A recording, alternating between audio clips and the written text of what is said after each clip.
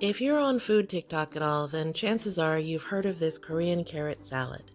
It's called Morokovcha, and it's brought to us by Danielle.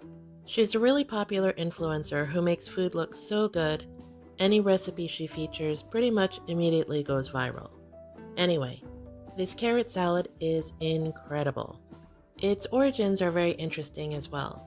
It was created by Korean immigrants to Russia as sort of a replacement for kimchi. Because it's a lightly fermented vegetable dish, this is actually very simple to make. You just need a little bit of time and a handful of ingredients. The most difficult thing about this dish is that there are so many variations, you really have to tweak it to your own taste. Even Danielle's great aunt, who makes it for her by the jarful, doesn't pin down an exact recipe. So I'll walk you through the process, and then in the description box, you'll find my favorite combination. The first thing you'll need is something to julienne your carrots. I'm using a Thai papaya scraper. As for the carrots, just use whatever you have on hand. I like the multicolored ones, but you can use just orange as well. If you don't have a scraper like I do, then a box grater or a mandolin with an attachment will do. You want about 2-inch pieces of finely julienned carrot. In what I'm calling my favorite combination now, I use 10 carrots total for the recipe. Once you have them all prepped, then measure out your spices.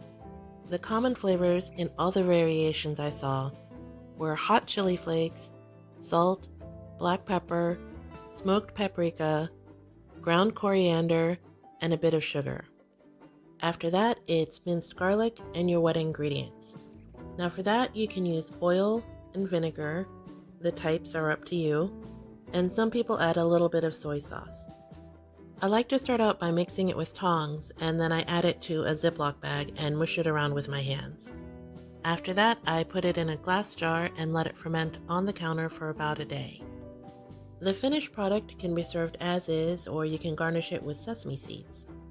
The final product, if you made it with 10 carrots, will yield about 3 to 4 portions, but honestly, it won't even last you a week, it's that good.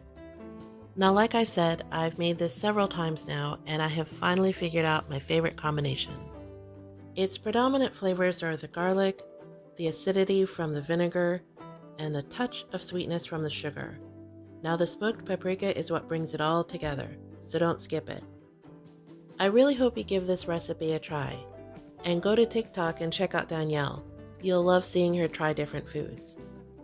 Drop me a line in the comments and let me know what you think. Have you ever tried Morokovcha? I'd love to hear from you.